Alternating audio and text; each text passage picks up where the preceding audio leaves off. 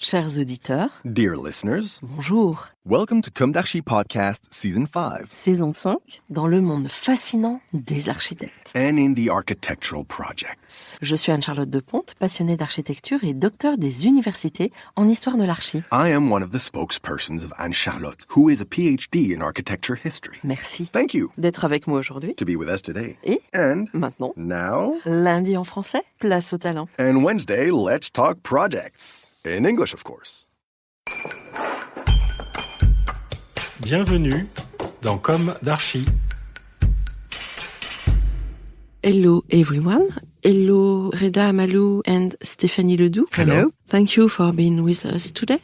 You are architects. In 2 or 3 sentences, could you introduce us to your architectural practice? Yes, sure. Hi, I'm Stephanie.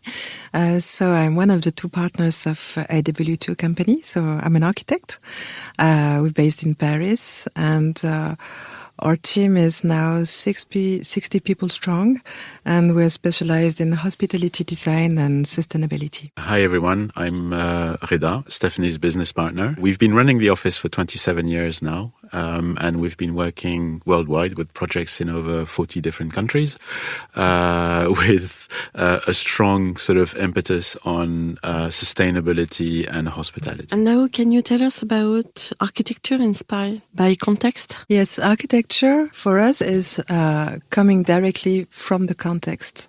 The first step of our design approach is to understand the intelligence of the site. The site has its own characteristics, which can be cultural, historical, climatic, and all these elements are useful for developing the concept. So this is the first step.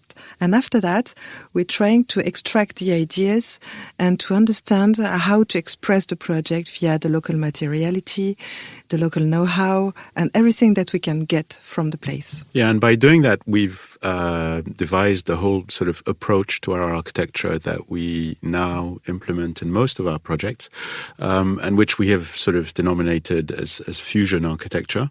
And it's something that we feel is permeable and gives us the sort of ability to adapt to each condition of a site and cultural context in order to create an architecture that is meaningful. Okay, some examples? Yes, I think we can talk about the Six Senses Resort on the island of Con Dao, just off the coast of South Vietnam.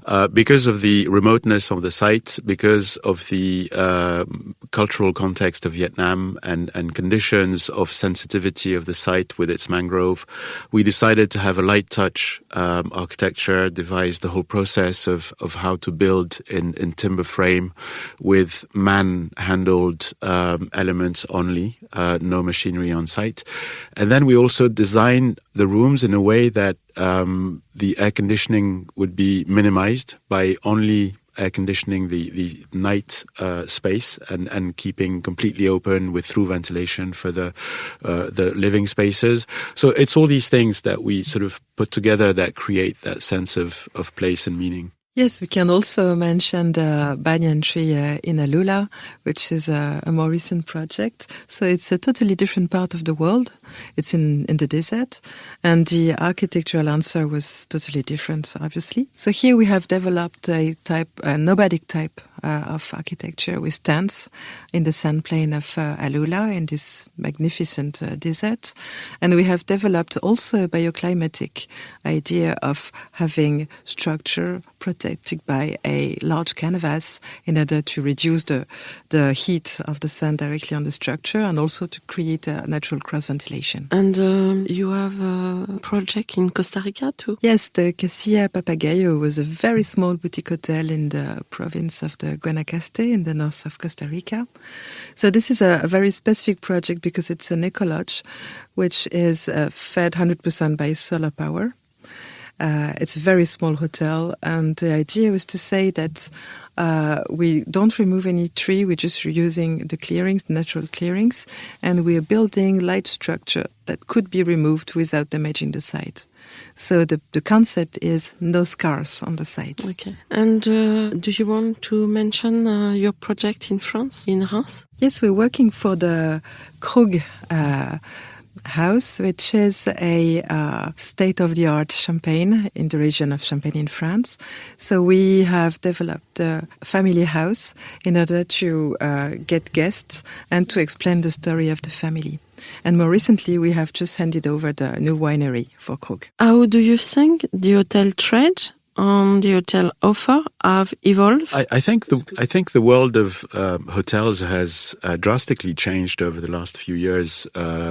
We've come from a period where hotels were providing this idea of service, basically providing rooms and for their guests with attached services, to today something which is a lot more to do with experience, with sense of place, with this idea that you travel for something and to discover and understand the place that you go to. And also the other major difference for me is the variety of hotel offerings that we get. We are working with Coucou, which is a French company that sort of creates those cabins in the woods, very small but very precious and beautiful, and they sort of make you discover the sort of amazing landscapes, and untouched landscape, and this idea is really amazing. And at the same time, you have hotels that are creating sort of urban hubs with social gatherings, with lots of people. I mean, the reception can become like a nightclub in the evenings,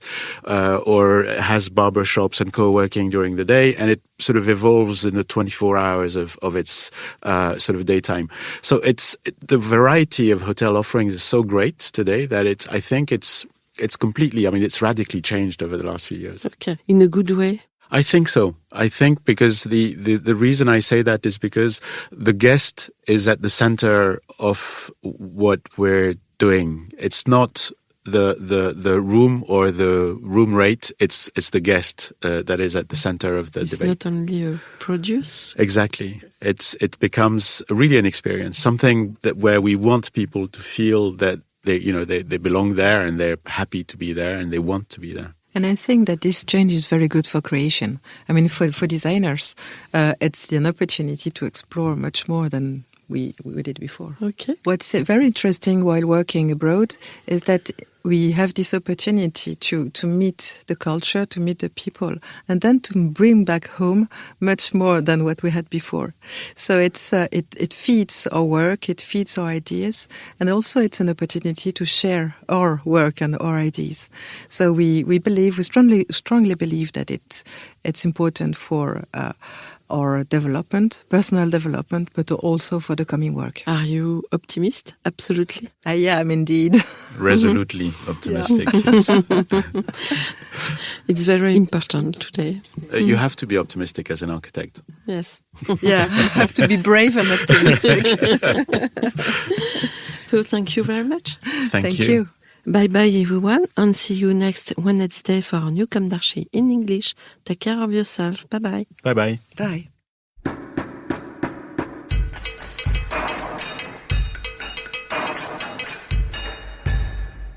Thank you for listening, and thanks to the sound engineer who was collaborating with us today. Don't forget to tune in to our previews on Instagram at Comme d'Archi Podcast.